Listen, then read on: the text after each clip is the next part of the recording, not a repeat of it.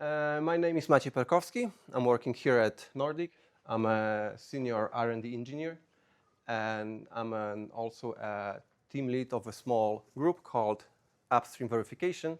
And as the name tells, upstream for us means upstream Zephyr, so related with contributing to Zephyr. And our team serves as a kind of like an adapter between what we do in Nordic and our procedures in Nordic from the test perspective, because I'm a tester, and what is done in the upstream, in the Zephyr. So what kind of best practices can be used from Zephyr, what kind of tools that Zephyr delivers can be used internally in our workflows, but also how we can contribute to Zephyr, how to improve those workflows. So the relations is really both ways, and I'm kind of staying in the middle between two worlds, upstream and internal development. You can find me on GitHub as Permac. Recently, I'm just doing more comments or pull requests, not that much contributing, but some contributions are also there. And today I would like to tell you about Twister. So I will start why we even bother talking about Twister, why it can be interesting for you.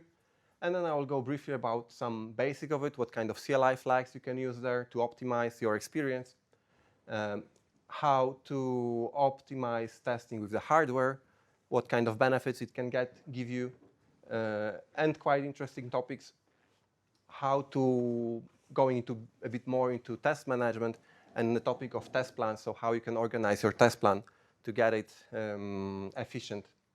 And at the end, a few words about Pytest plugin, which could elevate your experience with Twister and can give you quite a lot of new features and new options in terms of testing that were not possible before. So why even Twister? We are at the Zephyr Meetup, so I guess all of you are interested in Zephyr. And Twister is a framework for testing written in Pytest, which is in Python, which is dedicated for Zephyr. So if you want to do testing for anything else which is not Zephyr, or your applications which are based on Zephyr, Twister will be useless for you. It's highly dedicated for Zephyr. And its main functionality is to detect the tests that are in your repository, to also what is one of its key features, how well it scales. In Zephyr, you have already more than 1,000 of platforms or the targets that you can build your application for. Also, Zephyr provides thousands of test cases for all the different modules and areas. So if you multiply the number of test cases with the number of platforms that you can test, you go quickly above the billions. So Twister allows for nice scaling, and one of its features is that it kind of has some automation in deciding what is applicable to your platform, what kind of test is applicable there, and what is not. Also, main feature is, of course, building and executing your tests and providing reports with the results. It supports multiple targets. It supports emulators, simulators, but of course running on real hardware. Also, it allows to enable some extra features like monitoring your memory footprint, so you can get in your reports. If you turn on this feature, you will see in your test results, you will see how much RAM and ROM a given application is using. So you can monitor it in time. You can turn on the coverage measurement with such tools as GCOV and LCOV for reporting. Also, you can turn on extra modules for dynamic analysis, such tools like Valgrind, ASUN, UBSUN. It's also supported. And typical use cases, you can use Twister on your desk development. However, as you see from Mieszko talk, it's quite often you just use WesDebug and it's the most what you get. But Twister is more important when you try to scale up your environment. And it's especially useful for PR verifications. It is being used in upstream Zephyr. Every pull request you publish there, it first have to go through some regression testing base, which Twister is running. Also in our Nordic SDK that you already heard. Also when you want to contribute, I think it was not told, but our SDK is also open source. And we use the same tooling. So Twister is also used there, so it verifies the PRs there. And also what for me personally is very important, it is very useful for vendors when you have a big board farm and you like to automate your tests, and Twister is also very useful for this. Here, just an example, screenshot taken from one of the PRs, showing that, yeah, there are some checks running on the PR, and that PR failed due to multiple errors reported in Twister. One of the features I'm also showing on the screen is that with Twister, you can divide your tests. So if you have a broader scope with multiple tests, you can divide it into subtests and then run each subtest on different agent. Like here, it's happening in the cloud. So to get advantage of parallel execution, so instead of waiting 6 times 20 minutes, it's done in 20 minutes. So maybe let's start with some basic. Like I said, Twister is a script with a lot of libraries added to it, written in Pytest, in Python, and it's sitting in scripts Twister. So it's just an executable script. However, you most likely will need quite some more flags and extra parameters to customize your experience. And I divided them into, let's say, 4 main groups. First group are the test scope parameters. So you want to guide Twister which test you'd like to execute. So you use a test suite root, which tells, OK, go to this directory and scan for tests there. You can be more specific. You can select which specific scenario. It will be more clear in a second when I'll show you how the tests are detected. You can tell, I'm just interested in those specific scenarios, not whole directory. You can use test plans, so load already pre-prepared tests, so without scanning test plans. And also a useful feature is a quarantine list. Maybe going back to what Mieszko was saying, I had a story for Watchdog, how quarantine can be useful. Basically, quarantine, you can have a file with certain entries, and it will tell you which tests on which platform should be skipped from the execution when you have some broad scope.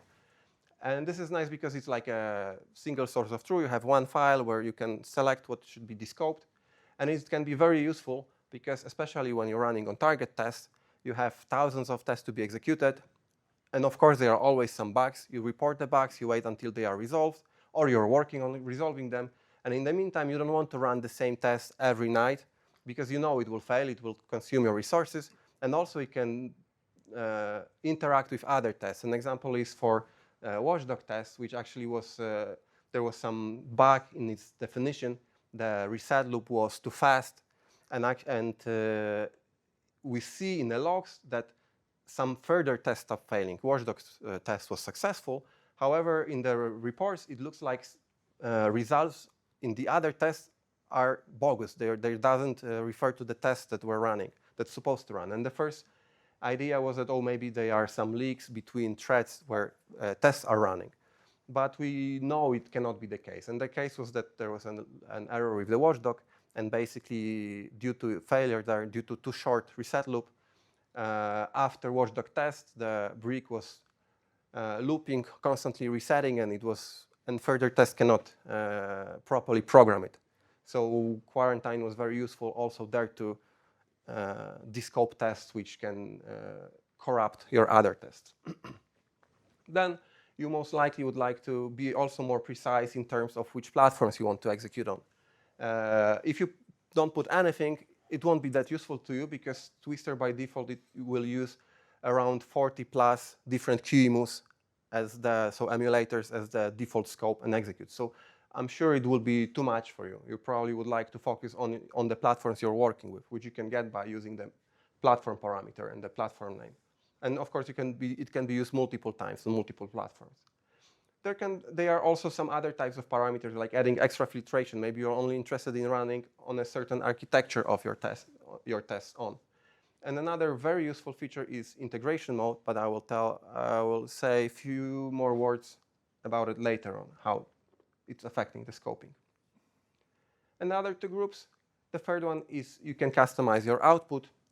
Of course, you can turn on the verbose mode, and I think most people are working with it because it just gives you slightly more, but it's also not too verbose.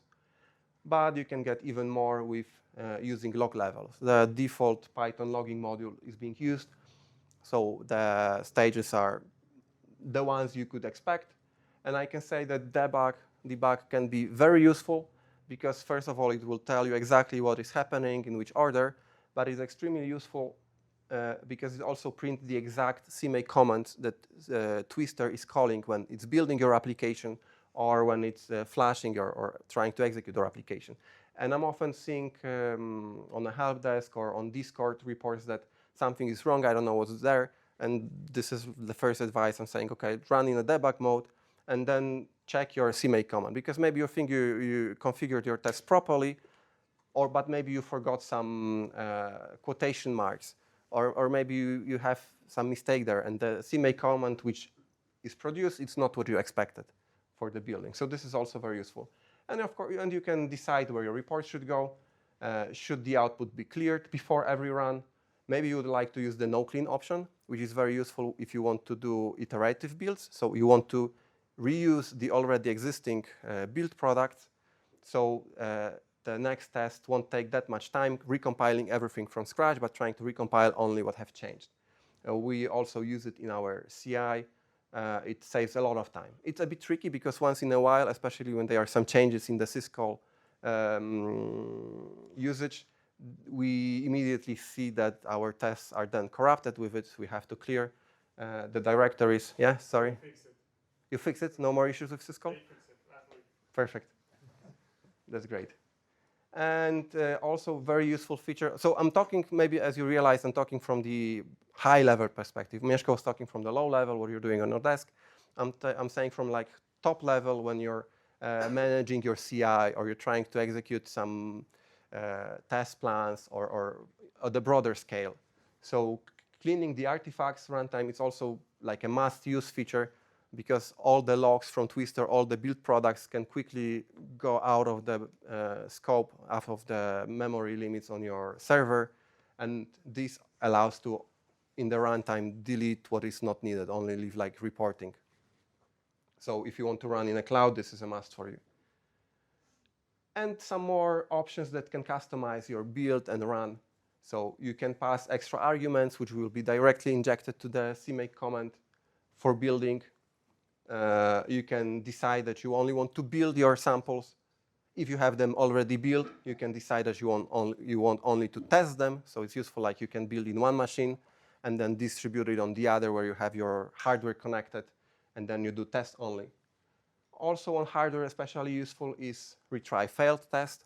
Basically, Twister, after going, it will, as the name says, try to retry. So maybe there are some flaky tests, maybe due to like the load on your system, some tests will fail.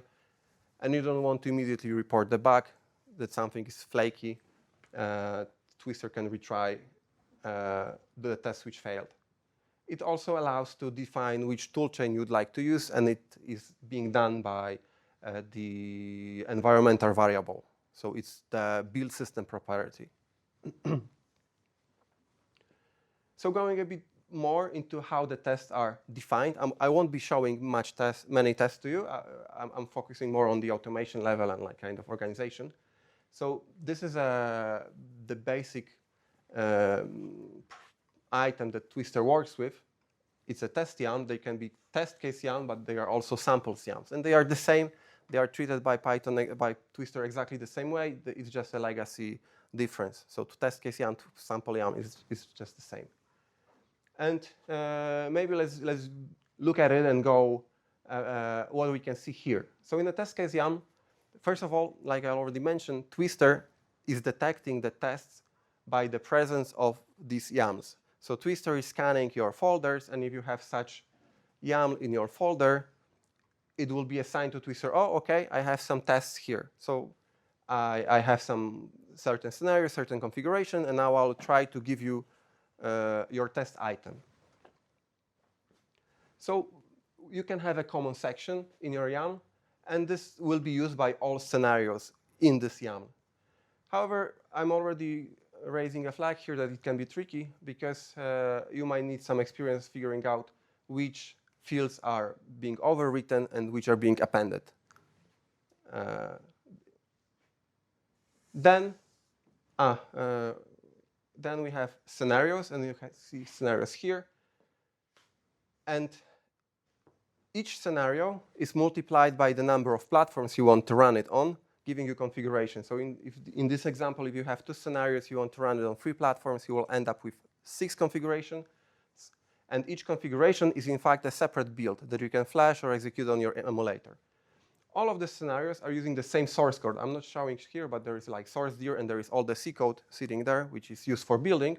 However, the scenarios in most cases, they vary by providing slightly different build options for your application. You can use static filters, and there are some like platform exclude or platform allow, telling that, oh, this platform should be filtered out at all the time, or maybe this test is only applicable on this particular platform.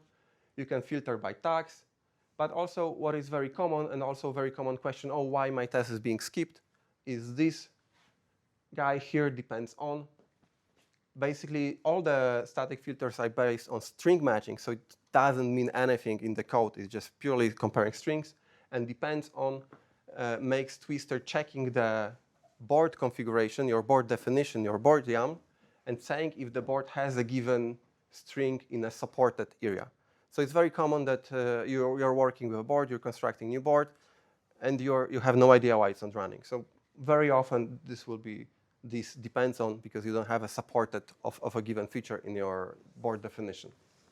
However, there can be like hardware dependencies, and this is this so-called fixture here. And if a test has a fixture, it means that it will require something extra on your hardware to make it possible to execute.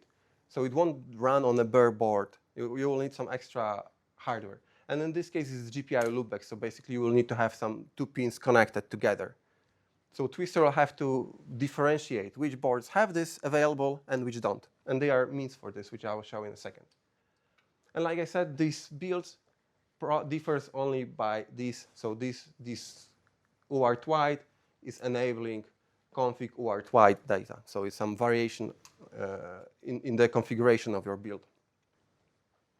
And they are also runtime filters. Static filters are not at all resource consuming because it takes no time to compare to strings. However, these runtime filters, they are a bit more advanced because they can base on kconfig or device tree.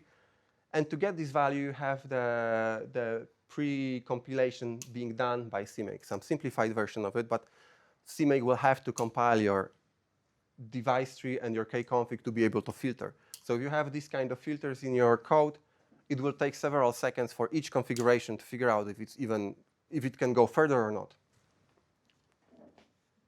And what I promised, integration platform are very interesting because some tests can define those. And as definition, this is a minimal set of platforms where the scenario must be verified in integration mode. So what does it mean? As I showed you, you can run Twister with integration mode as a platform scope. And then it will tell it that, OK, look into YAMs, check if the YAM has defined integration platform, and then use it as a scope. Because this means that the developer of the test thought that this platform is the one where you can verify and is the best to verify. In many cases, you don't need to run it on other platforms. Also, what I'm trying to stress is this must be verified. So as you might already seen, they are all those multiple filters. So it can happen that your platform will end up filtered. So it will end in a skip. And no one is looking into skips in the reports. Everyone is looking only if something is red or green. So if you don't see anything red, you even won't notice that your platform was not executed. And integration platforms turn these skips into errors. So it must be executed. Twister supports several harnesses. I'm only showing some of them. And I group them into 3 sections. The first, in purple, it's console and Zytest. And this is the most basic, the one that were in Twister forever. And basically, they are based on Twister building, executing your application either on device or on an emulator, and then just connecting to the console and monitoring the output. And in a console harness, it just looks for specified output defined in the YAM, which is very often seen in samples, like Hello World sample use this. And Zytest is more advanced because it will add all the Zytest framework to your build. This framework provides some structure to your application. It provides you with items like test suite, test cases, asserts. And basically, when you have a Zytest test, everything's run on your application. So application is testing itself and then just reporting in a structured manner what passed and what failed. And Twister also only read these outputs. The next category are tests where actually Twister is handling the execution to some sub-process. And this can be either Pytest, robot. Shell is based on Pytest, but it's just a nice wrapper over a Pytest test where you can define what is the input that you'd like to send to your device and the output that you want to verify. But you might also, and I'm not saying about all the other fixtures because there are several more, but you might also see a group like keyboard, Bluetooth, which looks tempting, though maybe I'll be able to run Bluetooth tests, but no, this is just a mock for Twister and basically tells that, okay, we don't have an infrastructure for it, so if it's not among the supported platforms, like not supported being Bluetooth, it means Twister won't execute it, it will only build. And also, it's not like that if you have some infrastructure, you can turn it on. No, in most cases, there are like no tests there. It's often for use like in samples because they require a lot of stuff which is not implemented. So you won't be able to run them in an automated way. So let's go more into the on-target tests. Twister, like I said, is very useful for this. First of all, if you want to test on the real hardware, like NRF 52840, if you don't add the device testing flag, it will only build. If it's emulator or simulator, it will build and execute. If it's a real hardware, you have to add this flag. You have to tell which port it's connected to. But maybe you'd like to, because UART is not supported on your platform, maybe you have your custom scripts, which is able to connect with the platform and provide the output. Twister also can run your script and monitor the output of your script, and your script is actually communicating. So it's using this pseudo terminal. And if you want to have more platform than one, it's very cool, the feature for hardware map. I'm showing here an example of like a small section from our hardware map which defines what kind of devices you have connected to your setup. To get the hardware map, you run Twister with generate hardware map, and then more or less it generates you this kind of YAML file. It requires some manual input. So first of all, you will have to tell what is the name of your platform. Twister is not detecting it, but also maybe you would like to change the runner. Like in this case, we are using NRF util, not the default J-Link one. And what I already said, maybe you would like to define that your setup has some extra fixtures available. So you see both of them are NRF 52840. However, this one has nothing attached, and this one has some extra wiring able. So Twister, when executing, if the test requires, it will pick that one and not the other one. And here is an example from our test lab. As you can see, there are like dozens of boards connected. You can see some shields. Some boards have shields attached. Some boards have some wiring connected. And even here in the background, you can see a CAN adapter. So one of our boards is connected with CAN, and we are able. Also, everything can go in one execution, in one test plan. And all these different features can be tested on hardware with Twister. And yeah, this even like functionality as like CAN. For CAN protocol. So let's talk a bit more if you're interested in like test management, that if you want to govern your test plan a bit more.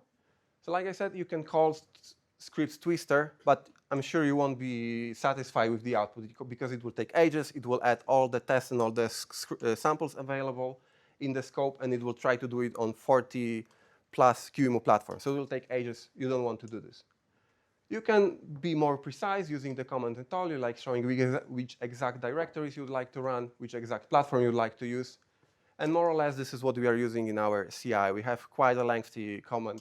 I decided not to show it to you because it will be pointless. But it's few lines long with all the platforms, all the directories. However, there is also another feature which allows for using so-called test configurations. And you can see an example of this configuration here.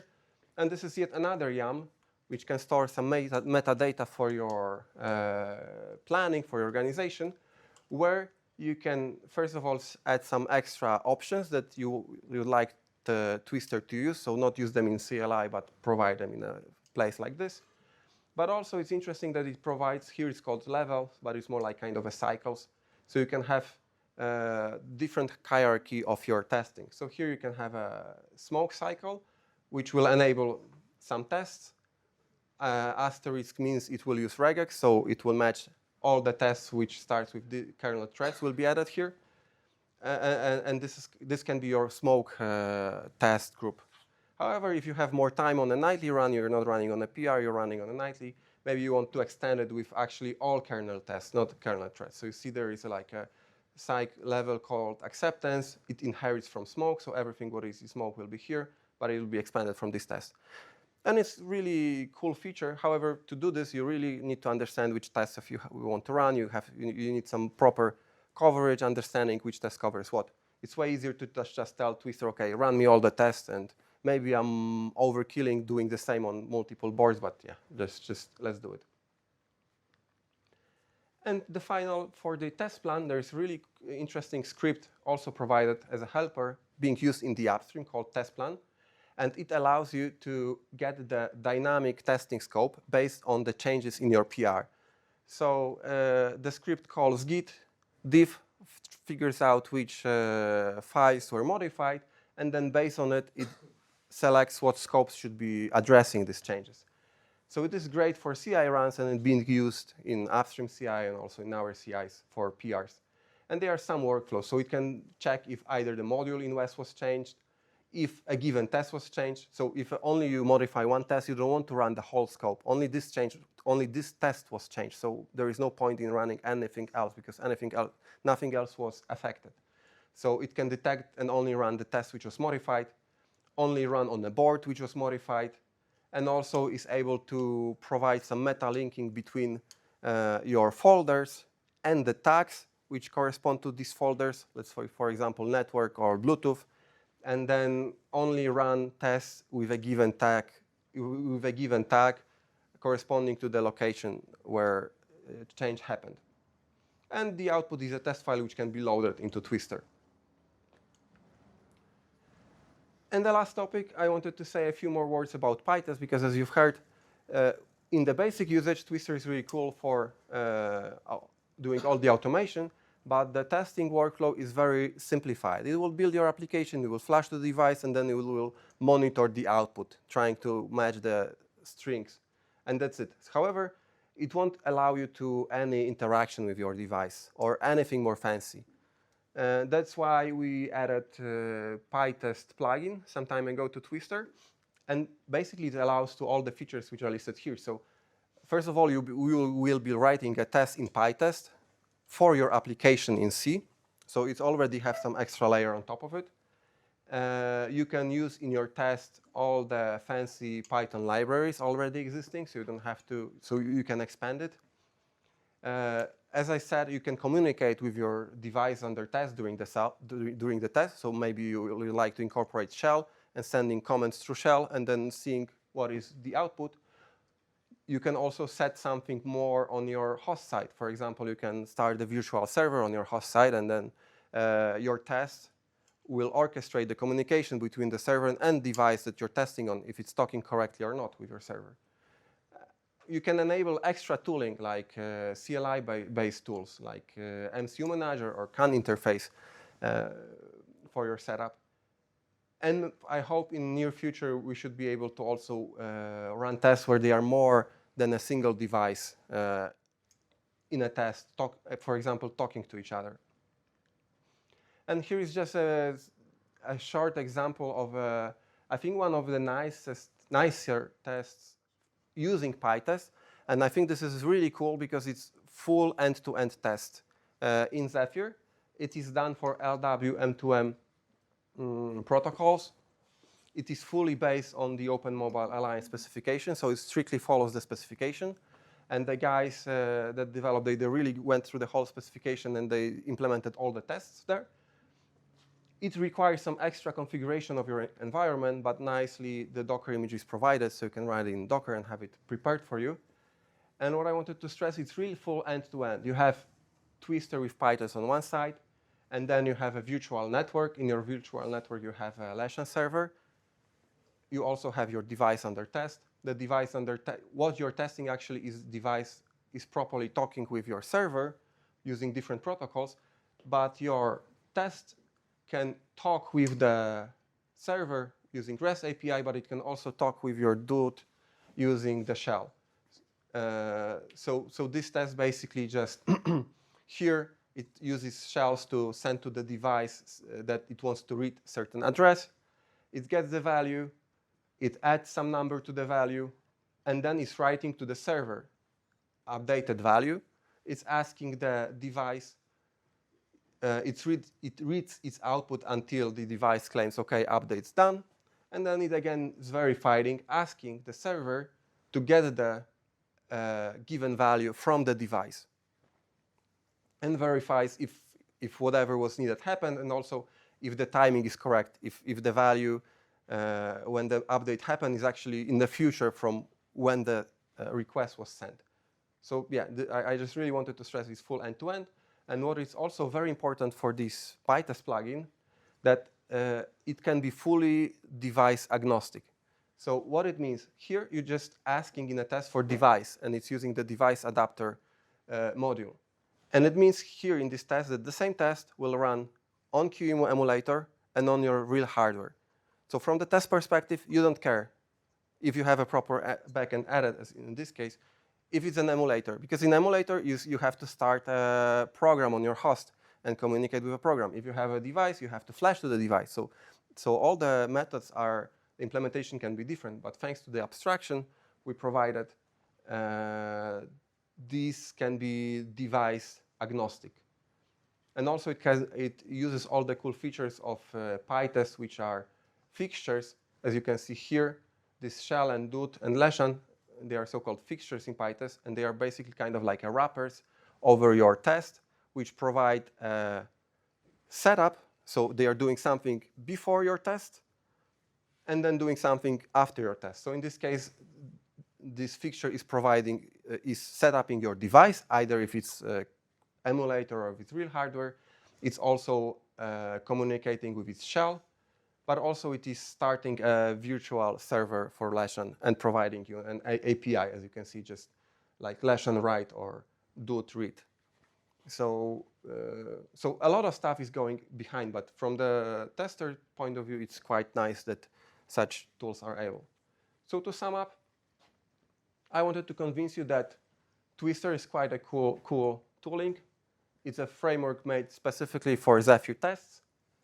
It is really useful for automation on a bigger scale. It has dozens of features, can be used with Boar's farms, with dozens of devices connected, with all different hardware add-ons. Also, it has some ways for support you in picking which tests you would like to execute. And maybe what also you can remember from the presentation is that Twister supports several harnesses. Most of them parse console output. However, they are ones like Python, which pass the execution to the subprocess, so allows to do a lot more. An example of these, let's say, simplistic harness is Ztest, which is more used for the low-level testing. It's actually running on your application, and it's good to use how your application is running internally, all the functions there. So it's more unit test level oriented. And on the other spectrum, you have Pytest, which is on top of your application running, that can talk with it and do way more stuff. And it's more for a high level, like system level. But of course, it can be, those levels can be mixed with these harnesses. And that's all what I had. Thank you.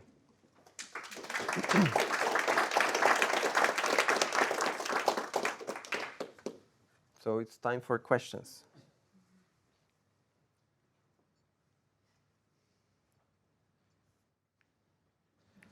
You were saying that there is an option to do tests based on the diff of the files. Mm-hmm. Like, we are providing a PR over the file, and this is mostly based on the tags in these directories, or? So it depends what was changed. So basically, this script, it's first try to it goes through your file and finding if it falls into some of these categories. It finds into the category. So if it's, for example, if it was something in the test directory changed, it will know that only this directory will be needed, and this will be added, and takes the file out of your scope, and then goes to the next file. Maybe that was platform change, so maybe I will also add on some extra tests for this platform. However, in many cases, it ends in the way that, okay, I'm not really able to provide something direct with this method. They are more direct and worse in more reliable way. Then it will try to guess what is the optimal scope for you based on the tags. And to make it working, you have to provide a file where you have your tags linked with the folders. So if something is changed in this folder, this tag will be in the scope. And of course, the quality of this relies on how well your tests are tagged and how well your mapping is done. And this is how the most PRs end up, or many of them ends up using this method. However, this is being constantly improved because, yeah, the human factor is limiting. It's really the limit here. Thank you. Does that answer your question? Yeah, thanks. I have the question, is there any support for more complex hardware setup? For example, if I have two different MCUs with two different builds for this, so is there support in Twister to make several builds, flash several MCUs and start the test? Yes. So this is like the default feature. So here they are all the Nordic boards, but they are from different families. And basically how Twister works, it checks this YAM. So it first takes the test, then looks at your scope, which platforms you have there, and do the matching. So test and a platform, test and a platform. Then tries this pre-CMake to figure out if it's compatible with your test or not. So to answer your question, you can have the same test, but it scales well on different platforms unless they are descoped with different filters. And then Twister will, so you can have platforms, if I understand your question, you can have platforms from multiple families or multiple vendors. No, the question is a little bit different. So sorry, my so can you hardware setup consists of two MCUs. So this is my hardware, and I need to flash both MCUs to start the test. Okay. This is not the different platform. Okay, I see. So like different platform, but the hardware platform consists of several MCUs. I need to build for them the firmware, flash them, and synchronize the test. Yes, now I get your question. Yes, it is supported. So some time ago there was added a feature called sysbuild to Zephyr, which basically organize more complex build when you're not only building for a single target, but maybe you're doing a multiple image on one target, maybe multiple images for multiple targets on one platform or the other. And Twister supports sysbuild. So if you have, so it's more on how your app is configured using the build system and the so-called sysbuild, and this will be just and Twister here will be just a kind of a simple messenger. It will call the build system to do the build for you. So the sysbuild will do all the heavy lifting, and then it will call as well CMake to do the flashing. So everything which is in build system and how it should work, it will be done. So there is not much needed on a Twister side to make it happen. Okay, so this is the only way to solve this problem using the sysbuild. Right now, yes. And we would like I said, to expand to have slightly more complex scenarios, maybe with multiple platforms or multiple MCUs. And it's not yet clear if the sysbuild will be the only way or not.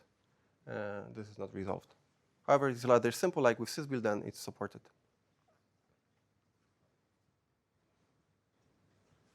If you build a native simulator, can you connect to the UART periphery to see what are you sending from the application?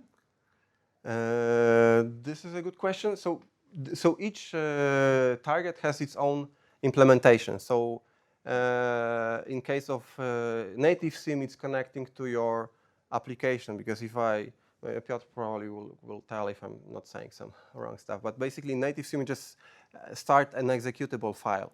So basically you're connecting to this file, and as well you are able to see what is being printed out on the output of this executable. If it was your question.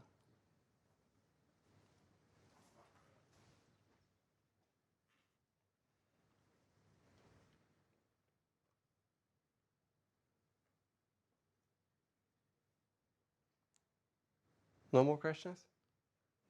What Yeah? hardware was used in this library end-to-end test case? So I believe it was made with, you asked by the hardware, right? I believe it was made to be runnable with QEMOS, but on the hardware, good question. I don't have the YARN for it. If you check the YARN, it will directly tell you which hardware is supported for this test. I would guess it was probably an RF52, 53, because these tests were added by our developers.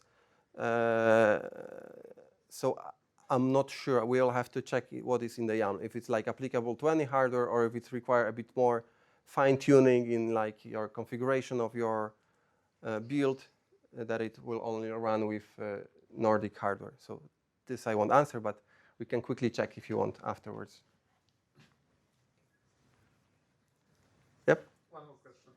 Because we are using Twister on the CI, but often on development environment we are using West build. So the question is, if I run the test from some directory using Twister and I can also run this test using West build with option run, yes? Run. Almost. Yeah.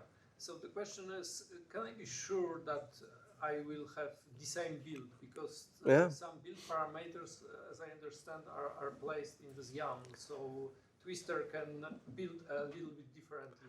This is really great question. We were discussing this even today during the testing working group, and I can welcome all of you to join there, so I can use the time to welcome everyone. It's an open group in the upstream community, so you can join and discuss some testing topics.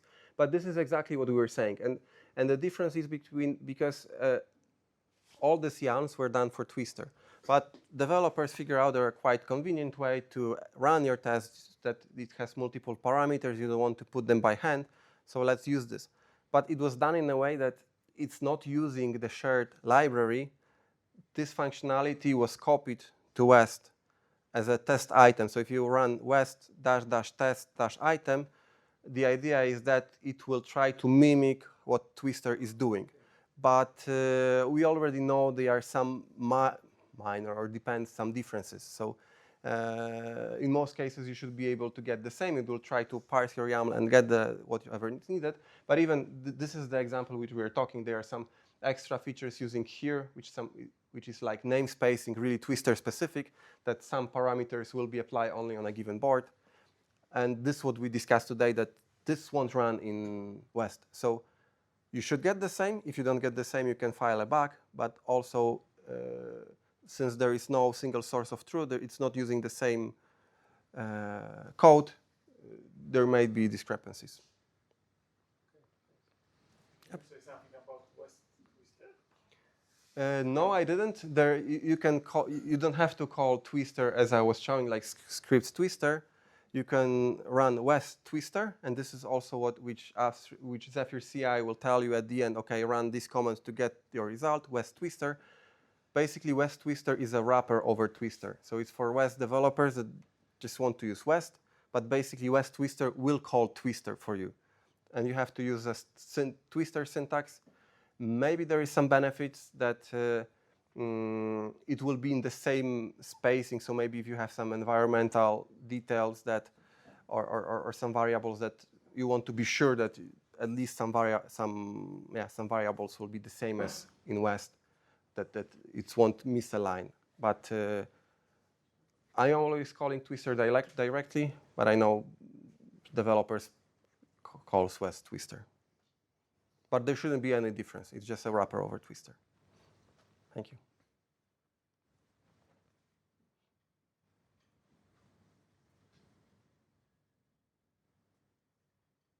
So I guess if there are no more questions, thanks one more time for your time. And I guess we can do more networking. Thank you.